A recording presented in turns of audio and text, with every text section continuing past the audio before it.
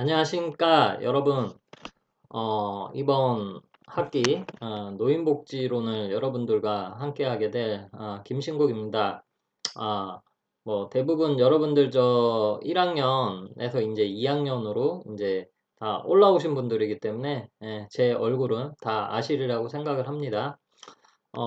참 안타깝게도 원래는 제가 여러분들과 얼굴을 대면을 하고 이렇게 수업을 해야 되는데 이렇게 코로나19 상황으로 인해서 이렇게 온라인으로 부득이하게 동영상 강의를 한 것에 대해서 너무나도 안타깝게 생각을 합니다. 빨리 이 코로나 상황이 종료가 돼서 여러분들과 빨리 이렇게 만나서 얼굴 마주보고 이렇게 수업을 했으면 좋겠습니다. 그리고, 이제 벌써 3주차가 진행이 됐잖아요. 그래서 우리 그 1, 2주차에, 이렇게 우리 했었던 거, 잠깐 얘기를 하고요. 요렇게, 3주차, 진도를, 요렇게 나가 보도록 하겠습니다. 먼저, 이 책이 보이시나요? 이 책이 지금 요번 학기에 쓰게 될 이제 공통 교재고 공동체에서 나왔고 저자는 양옥남 교수 외 세 분이 이제 쓰신 교재를 이제 사용을 하게 됩니다. 그리고 지금 제가 Y 클래스에 이제 올려둔 이 PDF 파일들이 있잖아요. 이게 이제 저희 이 교재에 요약 정리가 된 것이고, 그 다음에 거기에 추가로 이제 통계라든지 이런 그래프 그림들을 제가 좀 더 업데이트를 해서 이 책이 이제 9 버전이다 보니까 통계 같은 게 이제 좀 몇 년 전 버전들이 있습니다. 그것을 이제 좀 업데이트를 해서 이렇게 할 예정이니 참고하시면 될 것 같고요.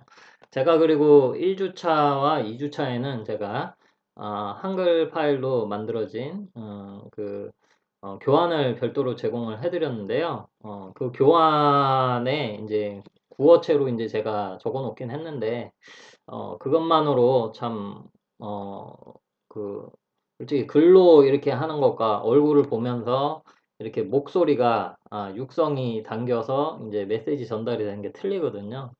그래서 이 교환으로 하다가 이제 이래서는 여러분들이 이제 이렇게 들으시는 이 수업 자체가 교육의 질이 좀 떨어질 거라고 생각이 되다 보니까 이 3주차부터는 요렇게 동영상 강의로 요렇게 전환이 이제 될 것 같습니다. 그리고 이 영상은 제 개인 유튜브 채널을 만들었습니다. 그 채널에 이렇게 올렸습니다. 그리고 이 그 채널 주소는 거기 저 공지사항에 올려놨으니까 한번 그 복사하셔서 인터넷 그 익스플로러라든지 구글 크롬이라든지 그런데 이렇게 해서 하면 영상을 언제든지 보실 수 있을 거라고 생각을 합니다. 자, 그러면 우리가 죄송합니다. 우리가 이 노인복지론을 이제 왜 관심을 가져야 되고 왜 배우는지에 대해서 1주차 때 간단하게 이제 소개를 했었습니다. 그리고 2주차부터 이제 본격적으로 1장 이제 진도를 나가게 됐는데요. 우리가 그 노인복지론을 왜 배워야 될까? 기억나시는 분 계신가요? 노인 복지론을 우리가 왜 배워야 될까? 왜? 그냥 학교에서 들으라고 해서 듣는 건가요? 아니죠. 음. 자, 여러분들 주변에 보면 노인분들이 참 굉장히 많아졌다라고 생각을 합니다. 주변에서 보면은 실제 그래서 우리나라가 지금 OECD 국가들 중에서 고령화 속도가 가장 빠른 나라 중에 이제 하나죠. 지금 1위입니다. 1위. 노인 인구 숫자 증감 속도가 이렇게 기울기가 이렇게 급격하게 이제 올라가고 있어요. 대부분의 선진국들은 이렇게 완만하게 이렇게 증가를 하는데 우리나라는 그냥 막 이렇게 증가를 하죠. 굉장히 급격하게 이제 이렇게 진행이 되고 있고요. 그러다 보니까 이제 우리나라도 그 노인 인구도 늘어나고 노인 인구 비율이 늘어나다 보니까 앞으로 국가적으로도 이렇게 어, 여러 관점에서 이제 접근을 이제 하게 되는 거죠. 그래서 제가 1주차 때 단적인 예로 여러분들이 지금 2000년대생들이 이제 많으시잖아요. 2000년 뭐 여러분들이 이제 노인이 되는 2065년이 되었을 때 노인 인구 비율이 얼마나 되냐? 지금 2018년 기준으로 2019년 공식 통계가 아직 오픈이 안 돼서 2018년 통계를 씁니다. 노인 인구 비율이 14.8%예요. 그러니까 이제 100명 중에 한 15명 정도는 지금 노인이다라는 거죠. 자, 그러면 여러분들이 예, 노인이 되는 2065년이 되면 그때 노인 인구 비율은 얼마나 되냐? 49%까지 올라간다라고 합니다. 49%. 엄청나게 빠른 속도로 이제 증가한 거죠. 이 49%는 뭐예요?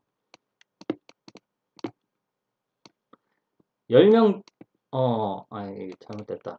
그 100명 중에 49명은 노인이다라는 거죠. 그래서 여러분들이 이제 노인이 되는 2065년이 되면 이제 길 가다가 이래 보면 2명 중에 이제 1명은 노인이에요.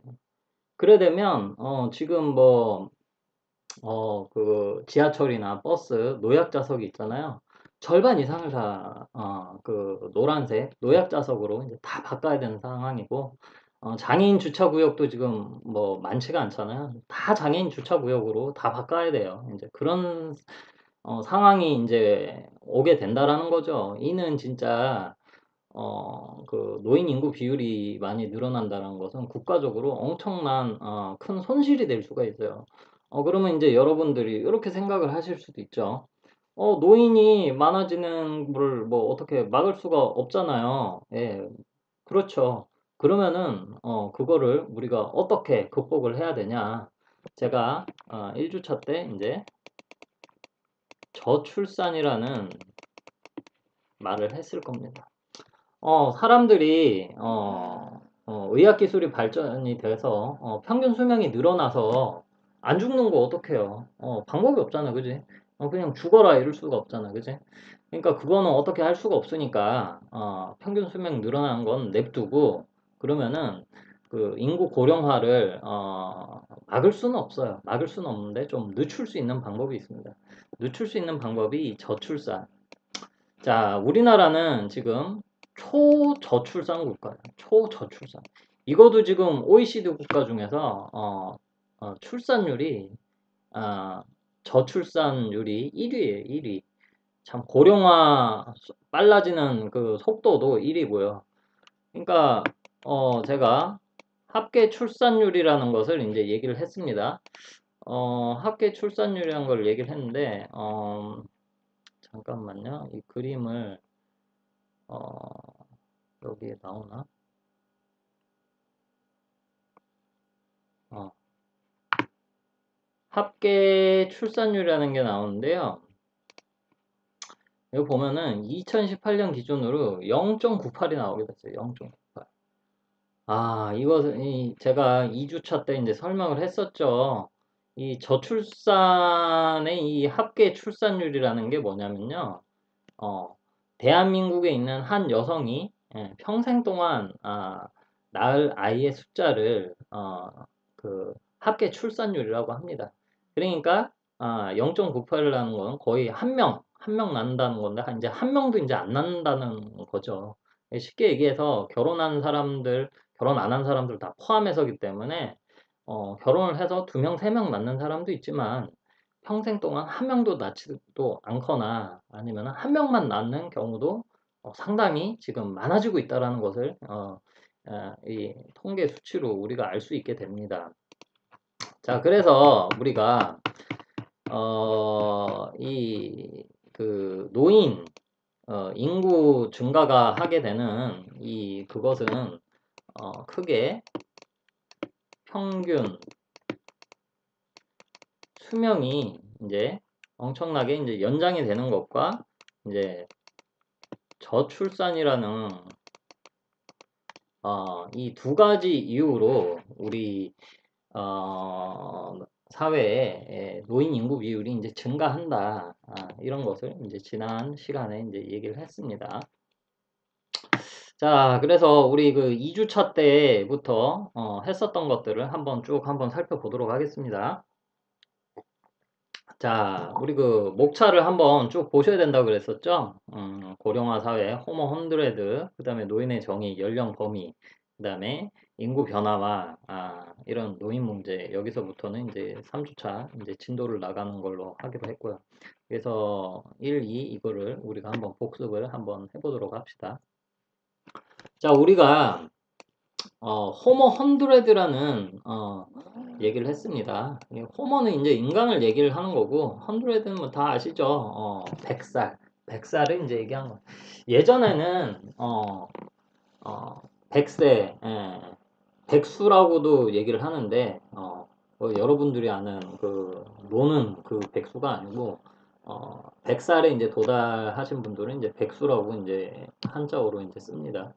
그런 분들이 이제 옛날에는 많지가 않다 보니까 TV에도 나오고 그랬어요. 그런데 요즘에는 제 주변에 뭐 요양원이라든지 집에 계시는 어르신들 다 포함해서 100살이 넘으신 분들이 이제 많이 나오고 있어요. 야, 100살. 야, 한 세기라고도 이제 얘기하죠. 한 세기. 한 세기를 사신 거야, 한 세기. 야, 진짜 대단하신 거죠. 이런 분들이 이제 최근에 이제 많이 늘어나고 있어요. 여러분들이 지금 뭐 20살, 21살, 뭐 22살 막 이렇잖아요. 앞으로 한 80년 더 사셔야 돼요. 80년. 실제 이제 우리가 보험이나 금융 쪽에서 이제 보면 실제 이게 되게 이 평균 수명에 되게 민감한 업종이거든요. 여기 보면은 예전에 제가 젊었을 때 여러분들보다 어렸을 때 부모님이 들어주셨던 보험들이 보장 나이가 60세였어요. 그러다가 이제 제가 직장을 이제 막 다니기 시작하는 이제 2000년대 그때 2000년대 중반 그쯤만 해도 보험들이 보장 나이가 이제 80세였어요. 근데 지금 이제 한 2000, 한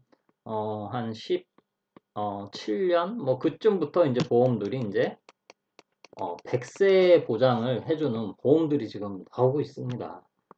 그만큼 이제 우리 사회에서도 인간들이 이제 거의 이제 100살까지 살기 때문에 거기에 대한 우리 준비를 해야 된다. 뭐 그런 게 이제 우리 사회에서 많이 생각을 하고 있죠.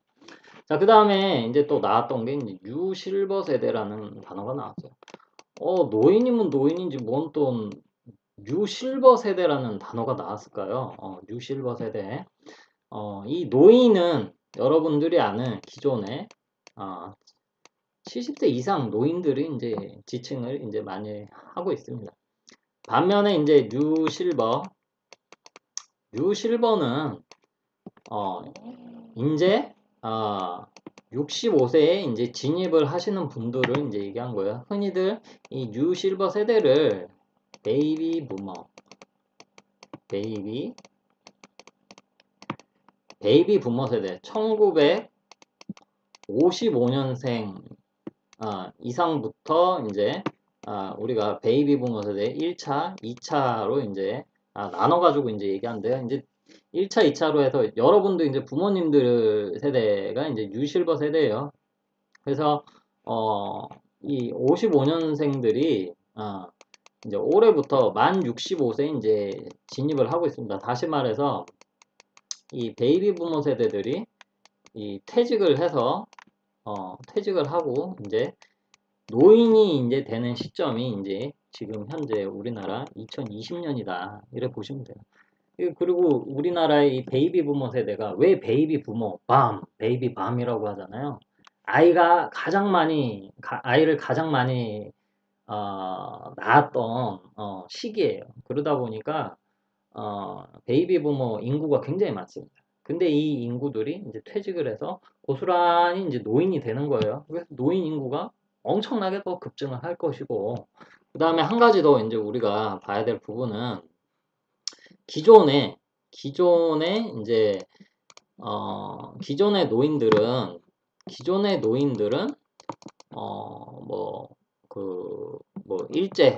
일제 식민지라든지 6.25 한국전쟁 이런 거 겪으면서 굉장히 어려움을 겪으면서 살다 보니까 이분들은 주 관심사가 의식주 해결이었어요. 의식주 해결이었어요. 그런데 이제 이 뉴실버 세대 같은 경우는 이제 쉽게 얘기해서 기존 노인 세대 이제 자녀라고 보시면 돼요. 자녀들 세대가 된다. 그러다 보니까 이분들은 경제 성장이 이제 어느 정도 되면서 물질적으로도 지금처럼 이렇게 풍족하진 않지만 여러분들보다는 풍족하지 않으셨어요. 힘든 시기였어요. 하지만 이제 경제 성장을 하면서 물질적으로 어느 정도 이렇게 아마 이제 그 과거보다는 좀 더 나아지다 보니까 이런 교육 수준도 올라가게 됩니다. 교육 수준도 올라가게 되니까 직업도 블루 칼라에서 이제 화이트 칼라 그래서 좀 더 이렇게 그 전문직이라든지 좀 더 전문 기술직이라든지 이런 쪽에 이제 종사를 하면서 이제 소득 수준도 이제 많이 이제 올라가게 되는 거죠. 그러다 보니까 어떻게 돼요? 이 기존 노인들과 이 노인이 되는 이 뉴실버 세대는 같지 않다라는 거죠. 왜냐하면 이 기존 노인들은 의식주 해결이 주 그거였다면 이 노인이 되는 이 뉴실버 세대는 그 교육도 더 많이 받았고 직업도 더 이제 화이트 칼라 직업들을 많이 가지셨고 소득도 이제 훨씬 높으셨어요. 그러다 보니까 생각하는 것도 많이 틀리고 가치관도 틀리고 그런 거예요. 예를 들면 그거예요. 여러분들이 부모님들과 대화를 해보면 여러분들 부모님들과 여러분들이 생각하는 가치관과 이런 것들이 많이 틀립니다. 그래서 우리가 이거를 조금 구분을 해서 우리가 접근을 해야 된다. 자, 근데 왜 뉴실버 세대를 이렇게 했냐? 이 노인이 되는 이제 인구가 이제 노인이 되기 시작하는 인구라고 그랬잖아요. 이 인구가 많기 때문에 그런 거예요. 그래서 이분들은 이러한 다양한 욕구를 이제 가지게 된다라는 거예요. 그래서 지금 어찌 보면 우리나라에 있는 그 다양한 이제 노인복지 시설들, 뭐 노인복지관, 요양원, 재가노인복지센터, 뭐 시니어 클럽 뭐 되게 다양하거든요.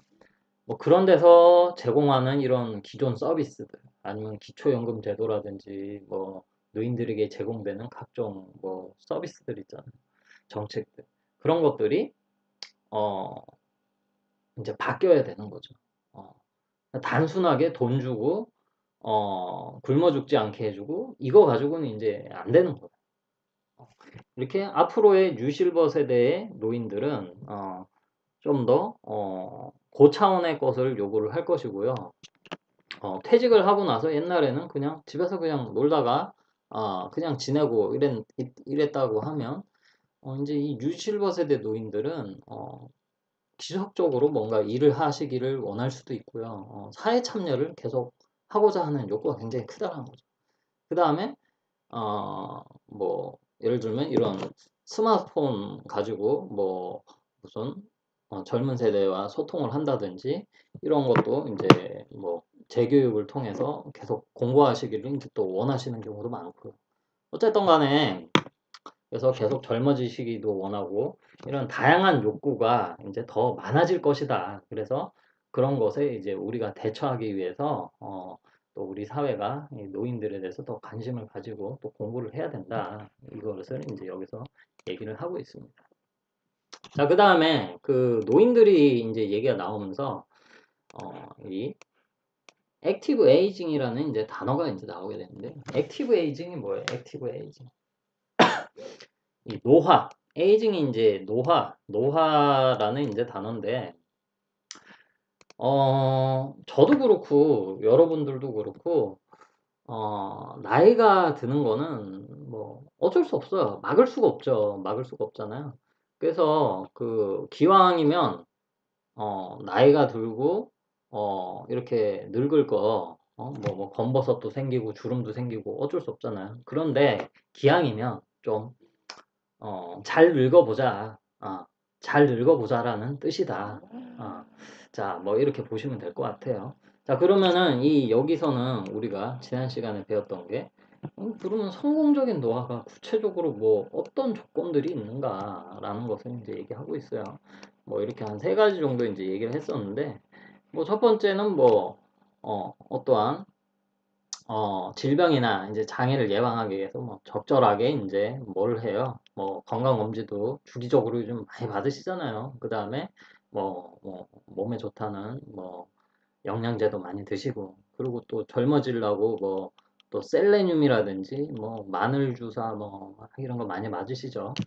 뭐 그 다음에 이제 신체적으로도 뭐 적절하게 이제 운동을 하고 이렇게 뭐 독서를 지속적으로 하고 뭐 여가 활동을 계속해서 자신의 신체 인지 기능을 이제 이렇게 도태가 되지 않게 이렇게 또 하신다는 거죠.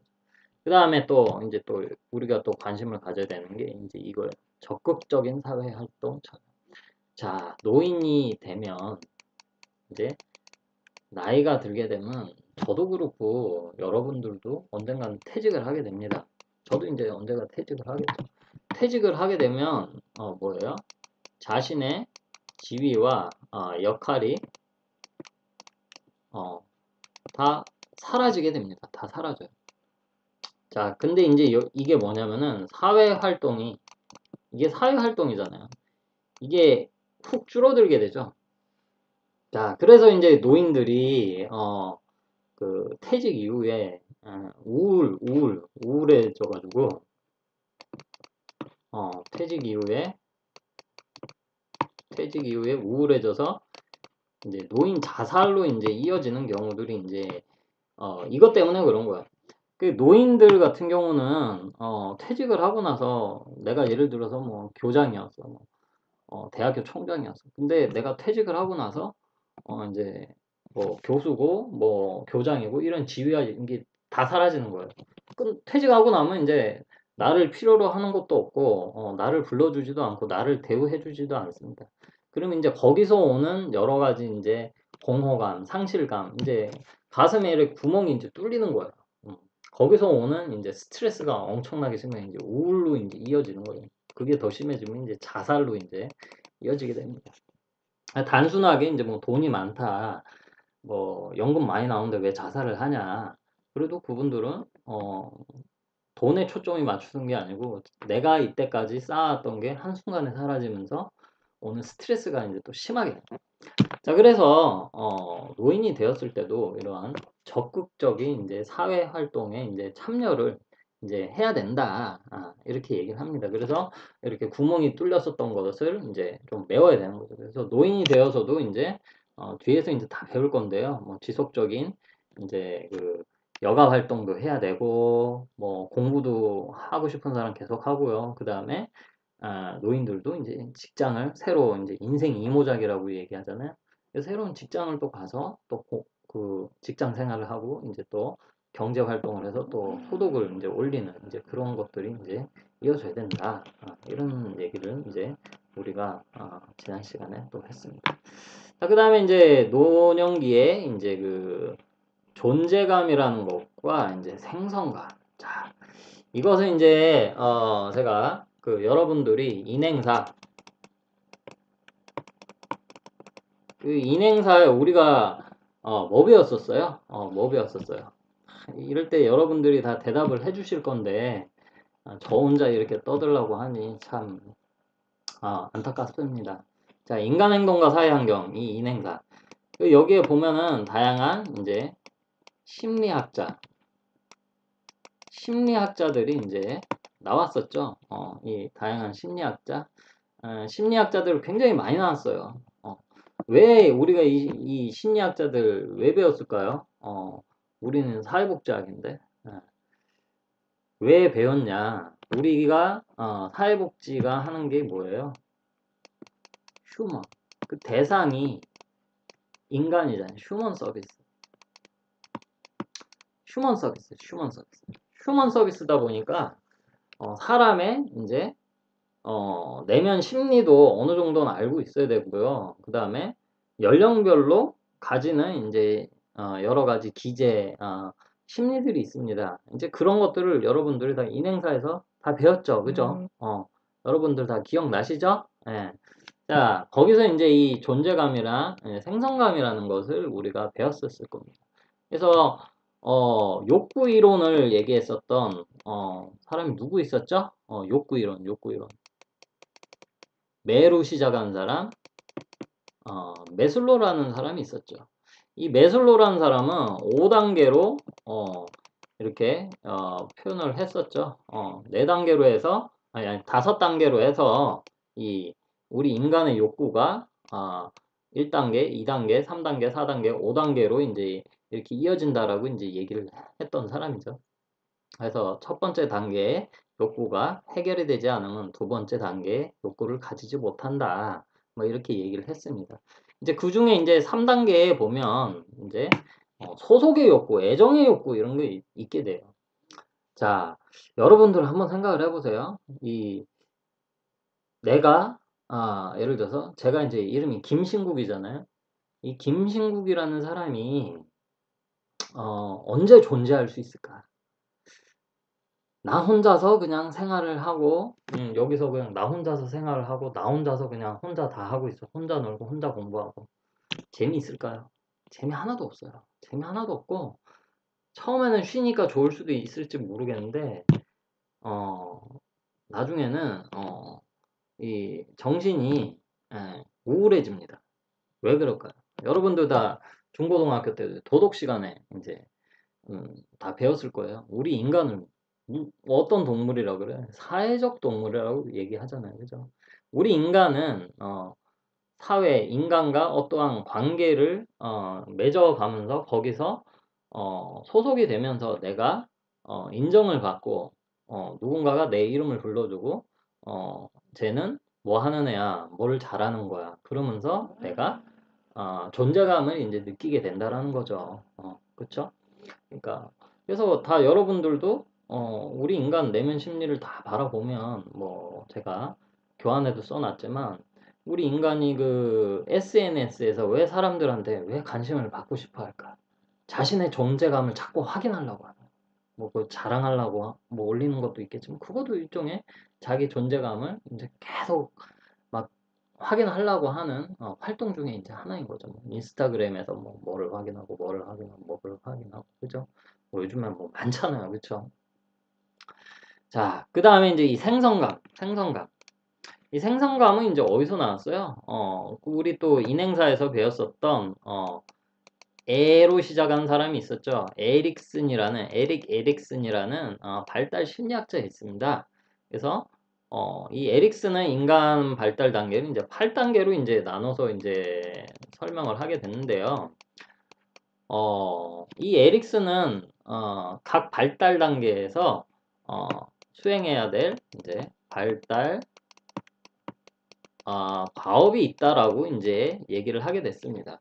그래서 그 각 단계에서 그 발달 가업이 이제 제대로 수행이 되지 않았을 때 여러 가지 이제 문제가 이제 생긴다라는 것을 이제 이 에릭슨이 이제 얘기를 했었죠.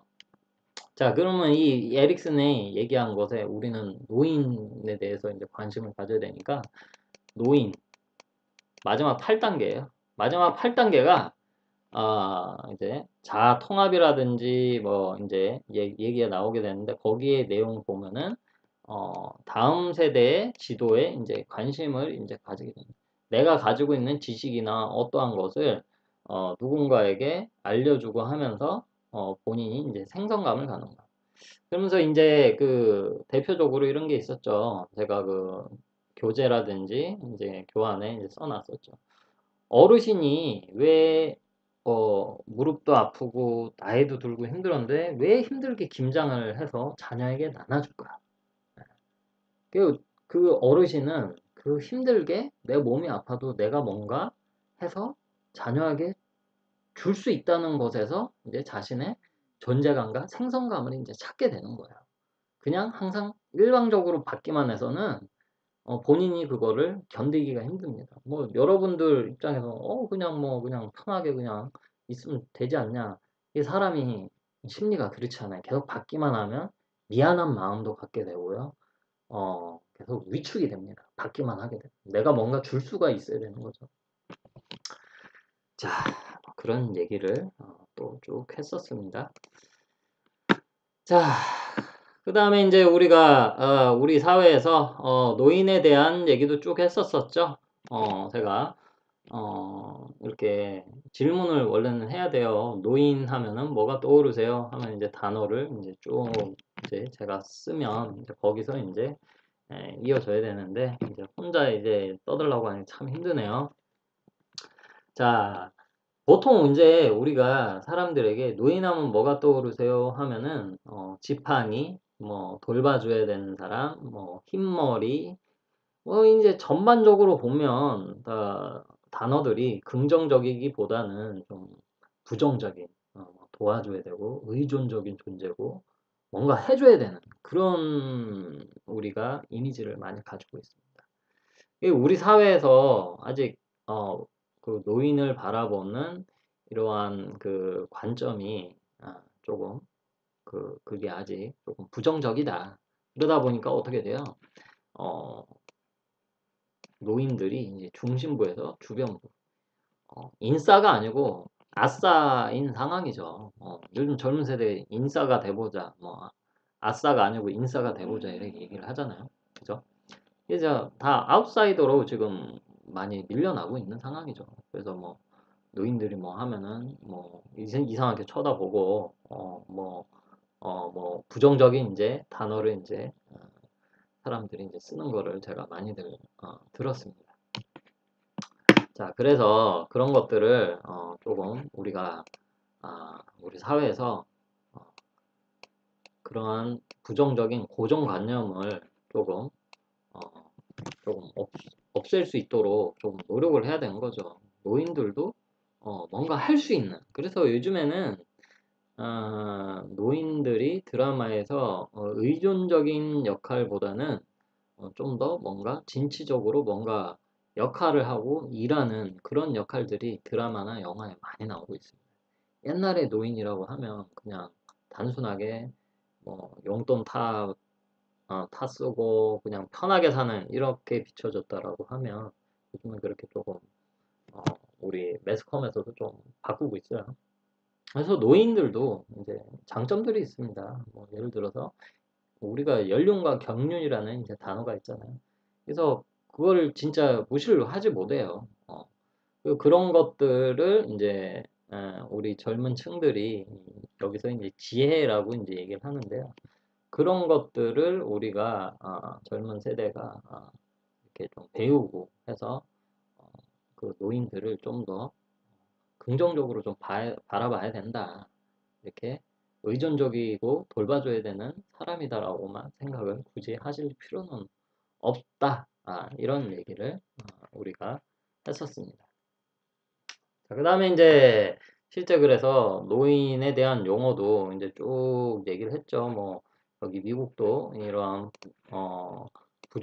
긍정적인 단어도 쓰지 마 이렇게 부정적으로 똑같아요. 뭐 우리나라만 그런 거 아니에요. 외국도 뭐 부정적으로도 쓰고 긍정적으로도 쓰고 있습니다. 근데 요즘에는 이렇게 중립적으로 이제 많이 쓰고 있죠. 뭐 older person, retired person, 은퇴한 사람.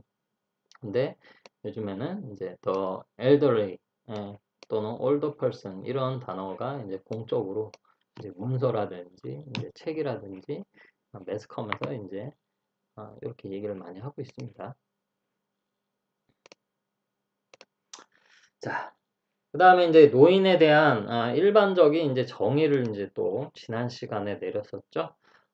우리가 크게 노인이라고 하면 단순하게 65세 만 65세예요. 만 65세. 그러니까 만 65세 이제 생일이 이제 예, 지나신 이제 분들은 이제 만 65세죠. 지금 이제 55년생이 이제 만 65세가 되신 분들입니다. 그런 분 노인 아니냐.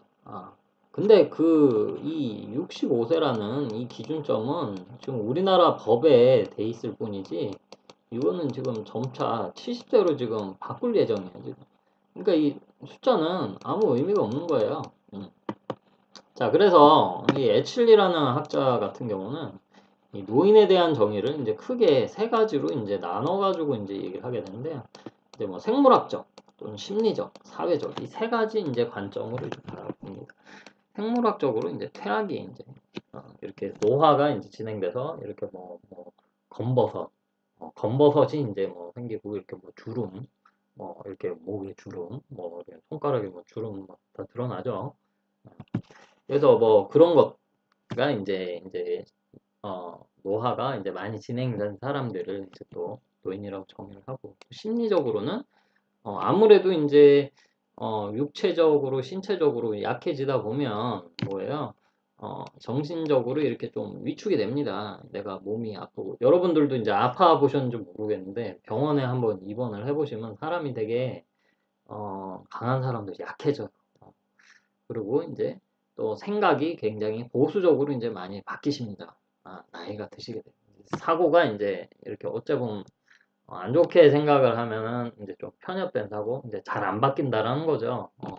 그래서 좀 고정관념을 이제 좀 많이 가주시고, 그 다음에 이제 또 의존적으로 이제 되는, 이제 어쩔 수 없는 상황인 것 같아요. 내가 약하니까 심리적으로. 자, 그 다음에 이제 세 번째 이제 사회적. 제가 아까 앞에서 얘기했죠. 퇴직 이후에 자신의 지위와 이제 역할이 이제 상실된 사람들은 이제 우리가 또 노인이다. 이렇게 우리가 또 정의를 할 수가 있게 됩니다. 그래서 뭐 불임과 비례도 뭐 비슷하게 이제 얘기를 쭉 다 했고요. 자, 그러면 우리나라 법상에 이제 노인에 대한 이제 정의를 이제 이렇게 얘기를 하고 있었죠. 노인은 이제 노인복지법에는 65세라고 이제 얘기를 하는데, 이제 그 고용상 고용 관련된 법 중에 이제 하나예요. 노인복지법이랑 별도 법이에요. 그래서 고용상 연령차별 금지 및 고령자 고용 촉진에 관한 법률, 뭐 이거 줄여가지고 연령차별 금지법이라고 이제 얘기합니다. 여기에는 이제 노인이라는 이제 단어가 안 씁니다. 고용 관련된 법이니까 그냥 단순하게 고령자라는 이제 단어를 써요. 그리고 중고령자. 노인복지법은 65세라고 기준을 했지만 그 하위 법령에 이제 쭉 다 있고요. 근데 고용 쪽에서는 고령자는 55세, 그다음에 중고령자는 50세 이상을 이제 예, 그 중고령자라고 얘기하는 거예요. 아무래도 이제 그 뭐라 그래야 되지? 일을 하는 이제 신체 가동 연령을 이제 노인복지법보다는 이제 좀 더 보수적으로 이제 생각을 하는 거죠. 근데 이것도 점차 상향을 할 예정입니다. 마찬가지로 이 65세도 지금 70세로 이제 올려야 되는 거 아니냐, 이렇게 얘기를 많이 합니다. 여러분도 생각을 해보세요. 주변에 보면 65세 되셨는데 노인처럼 보이는 분 계시던가요? 그런 분들이 뭐 우리 학교에도 뭐 이렇게 이제 퇴직을 앞두신 교수님들도 계시잖아요. 뭐 전혀 노인같이 보이지 않으십니다. 굉장히 건강하시고 주변에 봐도 그래요. 제 부모님도 이제 곧 노인 연령에 도달을 하시는데 전혀 노인이라는 생각을 저도 못하겠어요. 염색도 하시고 뭐 피부 케어도 하시고 운동도 하시고 하니까요, 그죠? 그래서 단순하게 이제 이 65세라는, 뭐 우리는 이제 노인복지법을 배우니까 65세라고 하지만 이거는 실질적으로 우리 사회에서 별 의미가 없다라고 봅니다, 요즘에는. 그래서 실제로 이제 질문을 던져보죠. 노인이라고 하는 생각하는 연령이 몇 세라고 생각하세요? 물어보니까 어, 많은 사람들이 절반 이상이 뭐 70세는 넘어가야 노인 아니냐. 이렇게 생각을 한 거죠. 65세 넘어가야지 노인이라고 생각하는 사람보다는 70은 넘어가야지 노인이다라고 생각하는 사람이 훨씬 많다라는 것이죠. 자, 그리고 이제 뭐 노인도 다 같은 노인이 아니다라고 이제 얘기하는 거예요. 생각을 해보세요. 60대 노인과 70대 노인과 80대 노인과 90대 노인과 100세 노인 다 싸잡아서 그냥 다 노인 같은 거 제공하면 돼. 같은 서비스 제공하고 돈도 똑같이 하면 돼. 되겠어요? 예를 들어서 이 60대 노인과 이 100세 된 노인 나이 40세 차이인데 지금 제가 뭐 이런 경우가 있어요. 한 요양원인데 한 요양원에 어르신이 이제 그, 뭐야 한 100세 103세인가 되신 분이 계시더라고요. 근데 그분의 며느리가 며느리가 몇 세인지 아세요? 그 옛날이다 보니까 며느리가 80이 넘었어요. 며느리가 80이 넘고 그 다음에 손주 며느리가 60이라 하더라고요.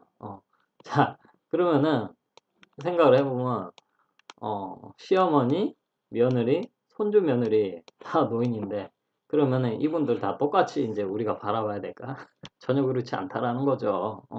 여러분들도 마찬가지예요. 여러분들이 노인이 되었을 때 여러분들 부모님도 노인이잖아요. 똑같이 해줘야 돼? 아니다라는 거죠. 그래서 우리도 나라도 이런 식으로 좀 나눠서 이제 보는 거죠. 이렇게 좀 젊은 노인, 중고령 노인, 고령 노인, 초고령 노인. 자, 여기서 이제 또 재밌는 게 있는 게 유엔에서 세계 연령 구분을 2015년에 해놓은 게 재밌어요. 미성년자 우리나라 똑같아. 근데 이제 우리가 봐야 될 게 이 청년 나이가 65세까지 만 18세부터 굉장히 65세까지는 왕성하게 사회 활동이 가능하다라고 보고 그 다음에 중년 우리나라에서는 중년은 뭐한 요즘에는 30대를 중년이라 안 하잖아. 40은 넘어가야 중년 보는데 4, 50으로 보는데 여기는 66세부터 이제 중년이라고 하는 79세부터 그리고 어 무려 80은 돼야지 이제 올드 에이지라고 이제 바라본다는 거죠. 벌써부터 우리 국제 사회에서는 유엔의 이제 기준이 이제 각 나라의 기준으로 이제 몇 년에 걸쳐서 이렇게 적용이 되거든요. 그래서 유엔에서는 이미 80은 돼야지 이제 노인으로 이제 바라본다라는 것이죠. 자, 그 다음에 이제 우리가 지난 시간에 했던 거 또 좀 빨리 봐야 되는데 우리가 이런 노인 문제 제가 과제도 냈었잖아요. 이제 그 매스컴 뉴스나 이런 거 보고 뭐 이렇게 여러분들의 생각을 적어서 내라 했었죠. 그 노인 문제. 근데 이제 이 노인 문제를 우리가 여러분들이 그 이상하게 생각을 하시면 안 돼요. 그러니까 제가 2주차에도 얘기했지만 노인 자체가 문제가 되는 건 아니에요. 우리가 노인이 이제 많아짐으로써 여러 가지 사회적인 이슈가 생기다 보니까 이것을 우리가 노인 문제라고 이제 하는 거예요. 나이 든 사람들 가지고 노인이 되었다. 그래서 그 사람들 문제다. 이러면 억울하잖아요. 그죠? 근데 이제 우리가 얘기한 건 이제 사회적으로 이제 사회적인 이제 문제를 이제 노인 문제다. 노인 인구가 증가함으로 인해서 그것을 이제 우리가 편의상 노인 문제라고 이제 얘기를 많이 합니다. 그래서 이러한 노인 문제가 왜 많이 생겨나는가? 옛날에는 노인이 문제가 됐나요? 노인 문제가 안 됐어요. 왜냐? 어, 왜냐? 옛날에는 삼각형 노인 인구가 이거밖에 없었어. 노인 인구가 없으니까 뭐 별 신경 쓸 게 없죠. 예. 근데 점차 이렇게 변해서 여러분들이 노인이 되니 2065년 되면 봐요. 아주 역삼각형 되죠. 여기 이만큼이 노인이에요. 그러면 여기 어린 친구들 빼고 여기 젊은 사람들이 노인도 먹여 살리고 얘들도 먹여 살려야 돼요. 이제 굉장히 심각하죠. 그래서 이때 되면 지금 정도 수준을 뭐 우리 사회복지라든지 생활 수준 유지하려면 이 젊은 층, 여러분들이 노인이 되었을 때 여러분들 자녀, 저의 자녀들이 이렇게 부담해야 되는 게 어마어마합니다. 실제로 거의 이 젊은 세대들이 자기가 버는 돈의 거의 한 50%는 세금 이제 내야지 지금 정도 수준을 유지할 수 있다라고 합니다. 통계적으로. 그래서 뭐 예를 들어서 100만 원 벌면 50만 원은 세금으로 내야 돼요. 내가 500만 원 벌면 250만 원 세금 내야 되고. 그런 시대가 온다는 거죠. 자, 그래서 우리가 이러한 노인이 이제 과거에는 문제가 안 됐는데 이제 지금 왜 이렇게 문제가 돼가고 있는지에 대해서 이제 좀 설명을 했었는데요. 사회 구조적인 변화 때문에 이제 이러한 노인이 이제 문제가 발생을 한다라고 보는 거죠. 농경 사회에서 도시 사회. 그러니까 이게 뭐야? 우리나라도 농경 문화를 가지고 있잖아요. 그런데 이제 여러 가지 이제 일제 식민지도 거치고 6.25 전쟁을 한국 전쟁을 거치면서 산업 사회를 이제 거치게 됩니다. 뭐 외국 같은 경우는 이제 뭐 산업 혁명이 있었잖아요. 우리나라는 그런 게 없었으니까 그냥 외국 문화가 들어오고 그러면서 이제 산업 사회가 되면서 이제 공장이 밀집해서 이제 생겨나기 시작을 하죠. 항구라든지 사람 많이 사는 수도라든지 그러다 보니까 이제 도시화가 이제 형성이 됩니다. 한 곳에 이제 몰려서 이제 일을 하게 되다 보니까 그러다 보니까 이제 뭐예요? 자녀들이 농사를 안 짓고 다 도시로 가서 공장에서 이제 일을 하게 됩니다. 그러니까 자연스럽게 뭐예요? 이 농경 사회에서의 이 대가족이 해체가 되죠. 해체가 되고 핵가족으로 되는 거죠. 도시로 나와가지고 이제 결혼을 해서 자기 자녀만 데리고 사는 거죠. 그런 식으로 이제 바뀌어가는 거죠. 그리고 뭐 평균 수명 연장이라든지 뭐 지난 시간에 다 했으니까요. 뭐 이렇게 보시면 될 것 같고요. 그래서 이러한 것들로 인해 가지고 뭐 어떠한 결과가 이제 나오게 됐냐. 뭐 평균 의학 기술이 발전이 되면서 뭐 그 평균 수명 연장이 됐고요. 그리고 과거에는 자녀가 나의 생활을 보장을 해줬잖아요. 그래서 예전에는 노인들이 뭐 노후 설계 이런 거 없었어요. 지금 70 넘어가신 뭐 80, 90 이래 돼 있으신 분들은 국민연금 그런 것도 없어요. 옛날에 연금 제도라는 것도 없었고 뭐 물론 공무원이나 뭐 선생님이나 뭐 그런 분들은 연금이 있을 수도 있었겠지만요. 자, 그래서 이러한 과거에는 자녀가 노후를 이제 보장을 해줬지만 지금 이제 그렇게 해주지 않은 거죠. 그러다 보니까 이제 거기서 여러 가지 이제 노후에 이제 생활 불안을 이제 가지시게 된다라는 거죠. 그 다음에 이 가족들이 이제 뭐예요? 대가족에서 핵가족 다 부모로부터 이제 다 떨어져 살잖아요. 그러니까 자연스럽게 뭐야?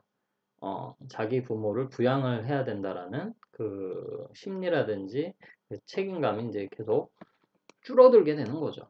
그러다 보니까 문제가 발생하잖아요. 그죠? 뭐 요즘에는 독거노인, 뭐 고독사 이런 거 발생하잖아요. 그러다 보니까 뭐예요? 누군가는 노인을 돌봐야 돼. 공적 부양으로 이행이 됩니다. 공적 부양. 공적 부양이 뭐예요? 국가에서 이제 책임을 진다는 거죠. 그래서 노인 관련된 노인복지관, 노인요양원, 양로원, 재가노인복지센터 다양하게 많이 생기고 있어요. 노인 주간보호 요즘 많이 생겼죠. 자, 그리고 이제 퇴직 이후에 퇴직을 65세에 했다고 쳐요. 근데 100살까지 살아야 돼. 야, 35년 더 살아야 돼요. 35년 동안 뭐 하고 살 거야? 여가 시간이 이제 많아진 거죠. 그리고 이제 노인끼리 사는 가구도 많아지고 혼자 사는 배우자가 사망을 하고 혼자 독거노인 돼서 고독함, 그죠? 그리고 퇴직 이후에 이제 이런 역할 상실로 인해서 여러 가지 문제, 아까 그 우울증이 생겨서 노인 자살로도 간다. 뭐 그런 얘기를 여기서 하고 있습니다. 자, 그 다음에 우리가 마지막으로 지난 시간에 했던 거 마지막 부분이에요. 자, 그러면 이러한 노인 문제를 우리가 2장에서 이제 이론들을 배울 건데 그 대표적인 이론 한 가지만 하고 잠깐 쉬도록 하겠습니다. 교환 이론이 나오게 돼요. 교환 이론. give and take. 우리 인간은 내면 심리가 그래요. 여러분도 한번 생각을 해보세요. 내가 뭔가를 상대방에게 줄 때, 뭐 물론 사람들은 아니라고 하겠지. 뭐 그냥 좋아서 주는 거다. 그런데 나중에 생각을 해봐요. 요즘에 그 남녀 사이도 보면은 이렇게 사귀다가 깨질 때 뭐예요? 자기가 줬던 거 도로 다 달라고 하잖아요. 그런 심리가 이제 여기서 나온 거예요. 내가 준 거, 주고 준 만큼 내가 뭔가 받고 싶어 한다. 그럼 이제 그게 부모 자식 간에도 적용이 되는 거고요. 스승과 제자 간에도 이제 그렇게 될 수도 있다. 그래서 이제 뭐야? 노인이 되기 전까지는 내가, 예를 들어서 내가 부모잖아요. 내가 뭔가 자녀에게 계속 뭔가 줄 수가 있게 됐는데, 내가 노인이 돼서 이제 직장도 이제 퇴직을 하고, 내가 이제, 가지고 있는 게 별로 없어. 그래 되면 자녀도 이제, 나를 이제, 뭐라 그래야 되지? 좀 덜 공경을 하게 된다라는 거죠. 내가 부모로부터 더 이상 뭔가 받을 게 없구나. 라는 게 심리적으로 깔릴 수도 있다라는 거예요. 실제 재밌는 그 논문이 있었는데요. 어떤 논문이 있었냐면 그 실험한 논문이에요. 그게 그 노인들 자산이 1억 원대, 2억 원대, 3억 원대, 4억, 5억 이런 식으로 해서 쭉 이제 재산을 이제 1억 단위로 끊었어요. 그런 노인들에게 이제 자녀들이 한 달에 몇 번을 오는지를 측정을 해놓은 게 있어요. 몇 년에 걸쳐서. 자, 어떤 결과가 나왔겠어요? 당연히 재산을 많이 가진 부모일수록 자녀들이 열심히 뻔질나게 들락날락한다라는 거죠. 뭔가 부모로부터 내가 받을 수 있지 않을까라는 내면 심리가 깔린다라고. 그러니까 열심히 가는 거예요. 그래서 요양원에 계신 어르신들의 자녀들도 보면 뭐 안 그런 사람도 있죠. 그러니까 어르신이 재산을 가지고 있는 경우가 있거든요. 요양원에 들어와 계셔도 그런 경우 자녀들이 열심히 찾아와요. 그런데 기초생활수급자거나 뭐 이런 경우는 상대적으로 자녀가 덜 방문을 이제 한다라는 거예요. 참 뭐 안타깝죠. 자, 그래서 이 노인이 되면 이러한 뭔가 줄 수 있는 게 줄어들다 보니까 내가 뭔가 교환할 수 있는 게 줄어들다 보니까 뭐예요? 어, 그러니까 젊은 세대로부터 이렇게 이렇게 아웃사이더 소외된다라는 거죠. 그렇죠?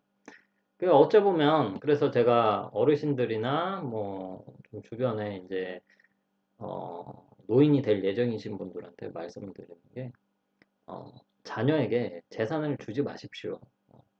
그리고 가지고 있는 주택도 자녀가 용돈 안 주잖아요. 주택연금을 들어서 연금 받으세요. 이렇게 말씀을 드립니다. 네.